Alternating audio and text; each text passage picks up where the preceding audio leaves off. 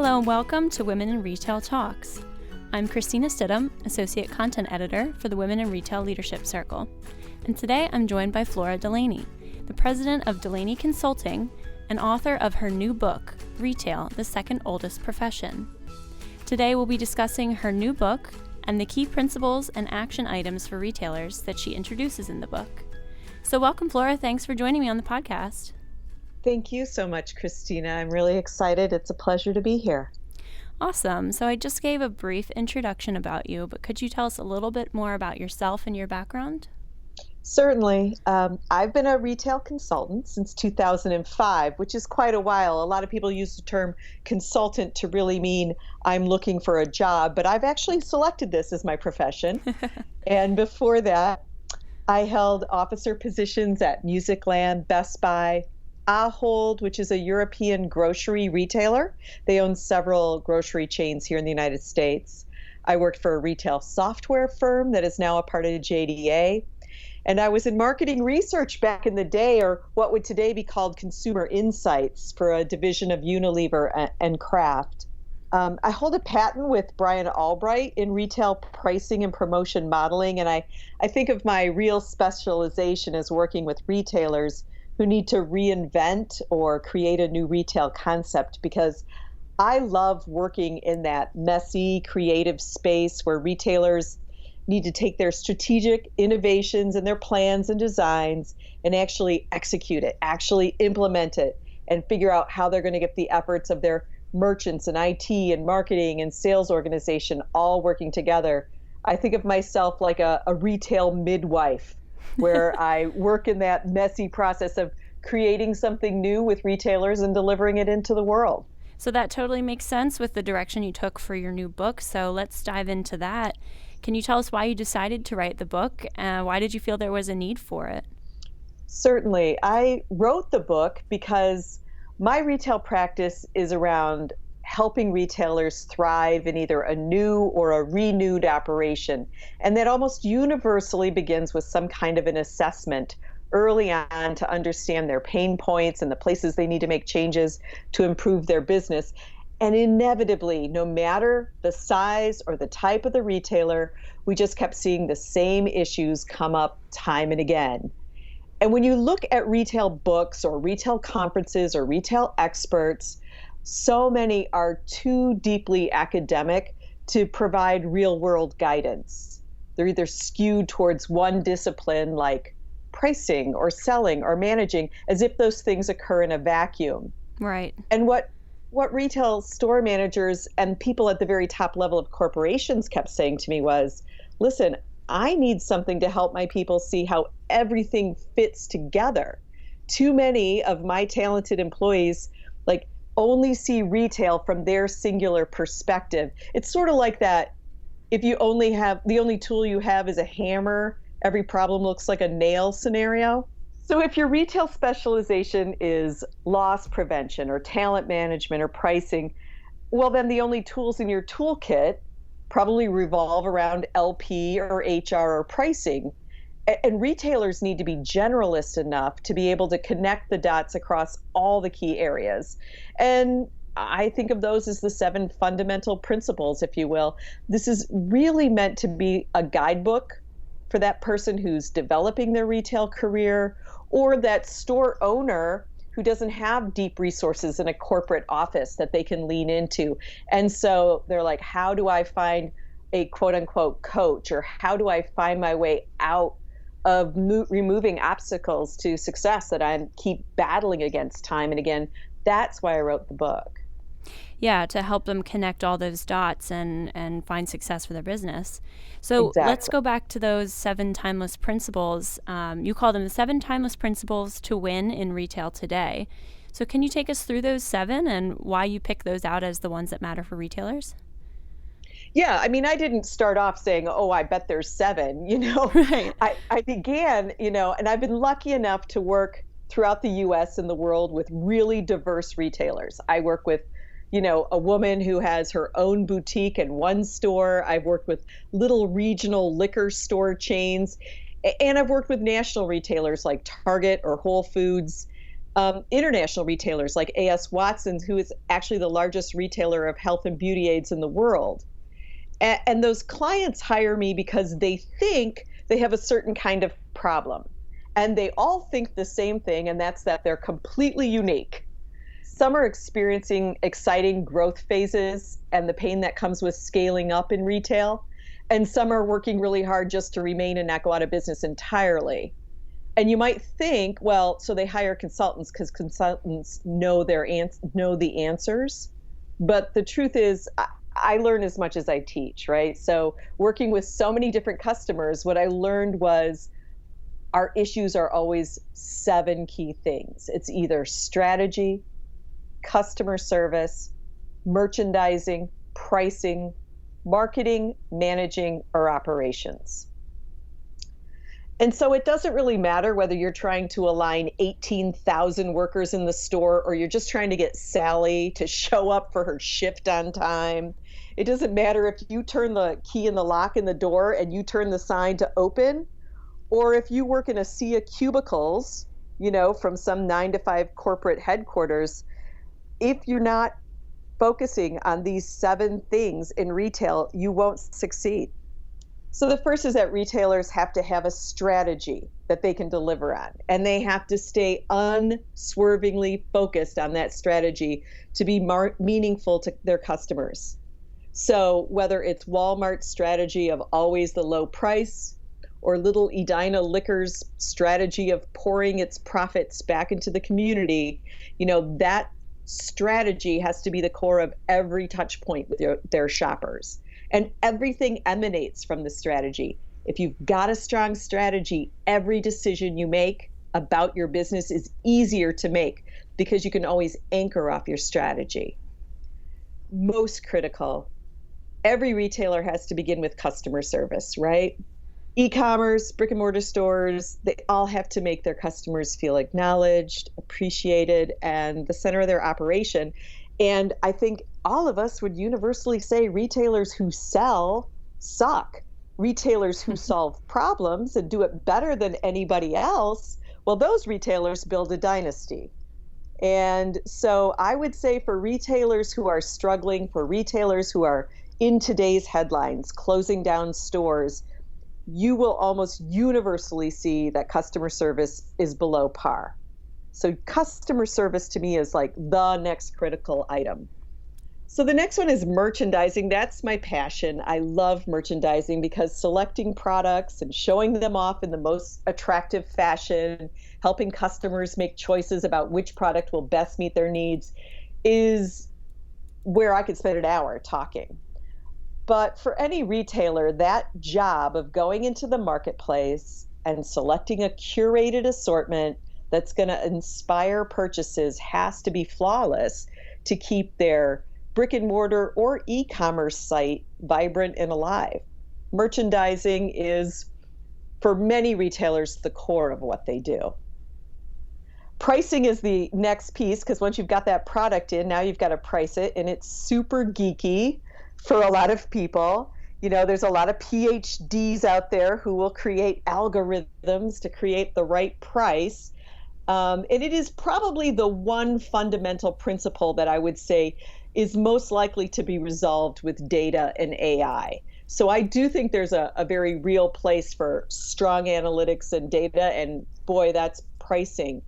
But one of the most interesting things I am always surprised by in pricing is the practice of habitual pricing, right? So that's where a retailer had something that was $19.99 as the sale price last Christmas. So this year they're going to go out and find something that's going to be $19.99 this Christmas. And it's not because it's a strong strategic decision.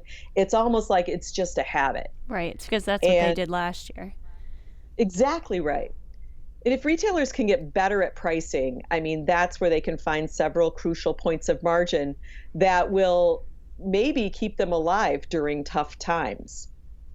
I think probably some of your listeners are marketing experts. I'm not a marketing expert, but certainly marketing is one of the 7 timeless principles. And what I do understand about marketing is the most basic role of retail marketing, which I think you can just say it this way: invite people to shop and welcome them back when they return. At the end of the day, I mean, isn't that what retail marketing is meant to do? Yes, definitely.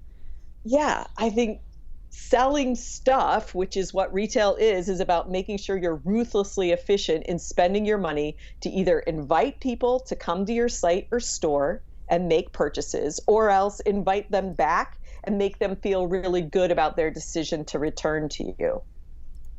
It's basic, but I think sometimes people lose focus on just what is the core of what marketing is meant to do because they're off living in a land of social influencer strategy, and they lose sight of really that welcome, which is supposed to be what marketing's about. Right. It's all about keeping that relationship, not just pushing that sale. Exactly, exactly. Because likely that product that they've come to you for could be purchased elsewhere. You've got to give them that other reason, right? Definitely. So, one of the principles is management and managing. And like as a human being, I love managing. To me in retail, managing is about building a prosperous team that you literally trust keeping the store while you're gone.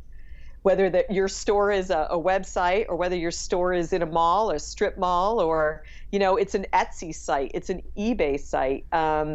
Your job with your team is to make sure that they know what they're doing and they're excellent at it. For most of us, I know for me, a job in retail was probably our first foray into the working world of adults, right? Yep. And like baby monkeys, we imprinted on, our first managers, and it's where we learned about the highs and lows of are you or aren't you on the schedule? And it's where we start really getting our first feelings of competency and start to understand the reality of the phrase grinding it out, right? Right. Retail is about grinding it out. But if you have a great manager, it's also where you start to learn about winning as a team doesn't just happen in sports, and that keeping score feels really good when you're winning. And retail is definitely a game where people keep score, right? 100%. So the last thing that I think I really needed to spend time on and think deeply about was that there's still another part of retail that I would just call operations. And operations is where many of the introverts who work in retailing focus, right? Operations is really running the store to be as efficient and profitable as possible. And if you're a brick and mortar store, that means receiving the products and pushing them out to the floor, churning through inventory, scouring through reports so that there's as few surprises as possible. So, and if you're an e-commerce site, it's sourcing vendors and getting their products on your site so they're as enticing as possible, matching customers to those products, and just delighting them with a flawless order. And what I found is that people who love operations love it. Like they really are like, I don't want to be on the sales floor. I don't want to work with the customers. I just want to be excellent at this. And retailers need to find those people and put them to work in their organizations, or they won't stay in business for long. You've got to have that kind of dedication in operations. And so at the end of the day, those 7 principles: strategy, customer service, merchandising, pricing, marketing, managing, and operations really are the same for all retailers. If you're a solopreneur with an Etsy store or a pure play e-commerce site, or if you're a national chain with 9,500 locations, you have to focus on those 7 things to be viable in the retail sector with your customers.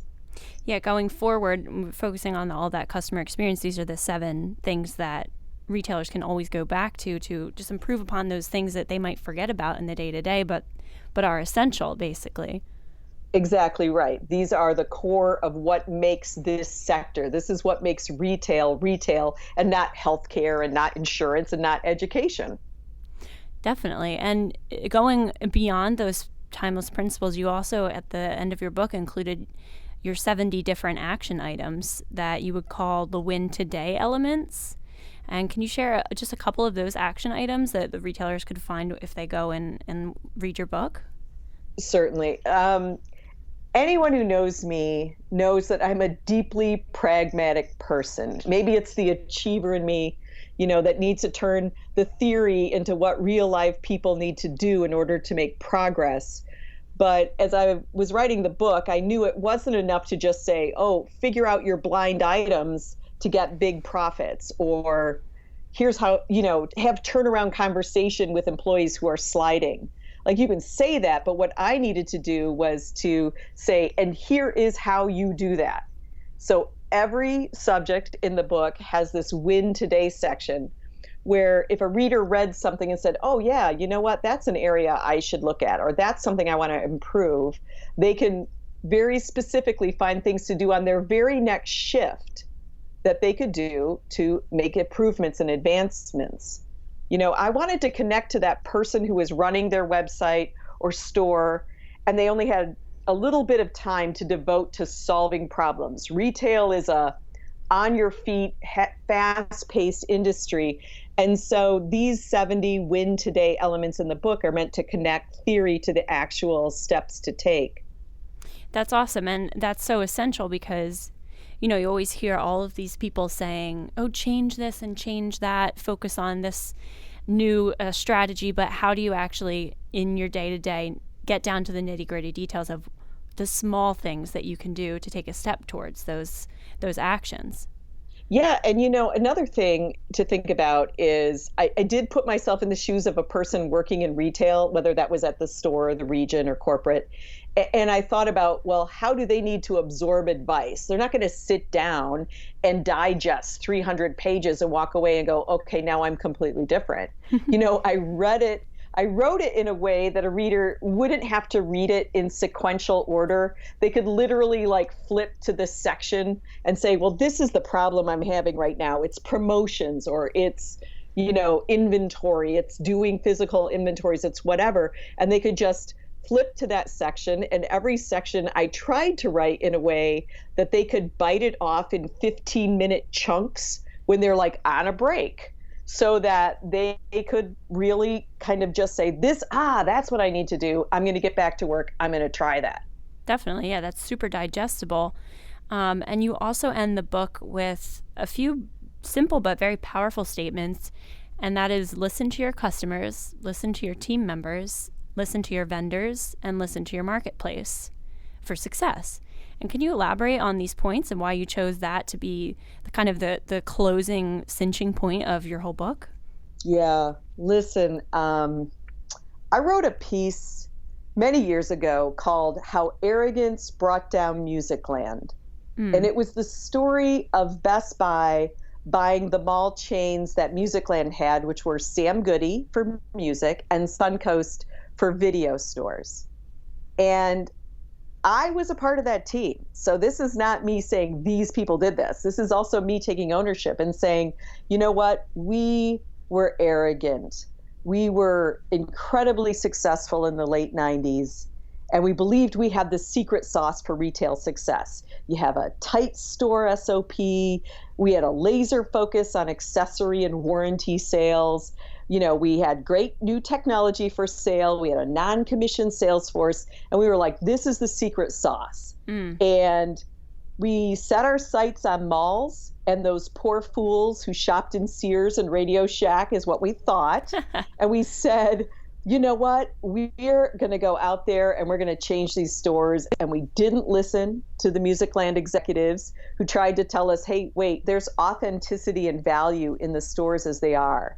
So, Sam Goody, and I don't know if you remember these, but these were stores that sold records and DVDs and tapes and all of that. Those seemed like such an easy entree into the malls. It was like, okay, we're going to go in there. We're going to clean out those black light posters. We're going to put in some MP3 players, cell phones. We're going to do Best Buy pricings, and our customers are going to stream in. And, everybody nodded. The real estate people agreed. The marketing people agreed. Sales trainers, inventory, merchandising. Everybody said yes, right? But guess who didn't say yes? Sam Goody's customers. They liked their edgy music stores. In a world that was being sanitized by Walmart and parental guidance stickers, they came to Sam Goody for the experience. And so when Best Buy changed that experience by doing things like eliminating T-shirts that said Philabong instead of Billabong, they started putting in things like DVD players and even microwaves, if you can believe it. That change was made without the consent of the customers. They did not listen to the customers. And the store employees knew that. They were raising alarm bells constantly until they stopped because they realized they weren't being listened to by the people at the top, and the marketplace stopped listening. So if you remember back then, the first thing the music industry did when it realized that music was quote unquote being stolen was to take a bunch of teenage music pirates to court. And it shut down Napster, and it just basically made an enemy of the very customers it needed to survive. Yeah. So there was so much of that going on. Prince was like going, I'm not going to release through a label. I'm going to go direct to my fans and release my music straight to them. But the music industry just kept saying, no. We're going to keep grooming musical acts, and we're going to keep selling music through shiny metal discs where you have to buy 20 songs, even if you only like one. And we just stopped listening. And that's the message. That's why I end with listen to your customers, listen to your team members, listen to your vendors, and listen to your marketplace, because customers are moving all the time. Their tastes, their income levels, what they value are changing, and they're changing faster than before. So retailers who even get 1 degree away from separation of their customers or their team members or their risk closing down their business, And so while I say, listen to these 7 fundamental principles, get good at them, and it's excellent advice and guidance about how to make improvements in a lot of areas of their business, the truth is, they've got to stay focused on their customers and keep listening to the marketplace, because if they start to succeed and that success moves them away from focusing on what matters, then the advice in my book and in all the world won't really matter. Yeah. If they get past that point, then even if they read your book 1,000 times, they really need to get on that now and make sure that they take this to heart. So I think this is some really great advice, and your book has some excellent content. I guess lastly, my last question is, where can listeners purchase your book? Sure. Well, certainly Amazon, which for many of your listeners is perhaps their biggest competitor and may not be where they want to spend their money. So I will say that if your listeners like ebooks, yes, it's on Kindle, but it's also on Nook or Kobo sites to purchase and download. But perhaps in the spirit of retailers supporting other retailers, I would suggest that they stop by their local independent bookstore and ask for it, because I know those booksellers, and if they don't have it in stock, I know they'll be happy to special order it. Right. Do some brick and mortar shopping there for you. You're exactly right. And that your title of the book is Retail, the Second Oldest Profession by Flora Delaney. If any listeners want to go check it out online or in store. So great. Flora, thank you so much for joining me on this episode of Women in Retail Talks. It was my pleasure. Thank you so much for giving me the chance to talk about the book and retail. Thanks for listening. For more information on this podcast, please check out our podcast channel page at wirlc.com/podcasts for show notes. Women in Retail Talks is available on Apple Podcasts, Google Play, Stitcher, and now on Spotify. Make sure to subscribe on our podcast channel page as well. If you've enjoyed this episode, please take a few moments to rate and review this podcast. Thanks, and until next time, this has been Women in Retail Talks.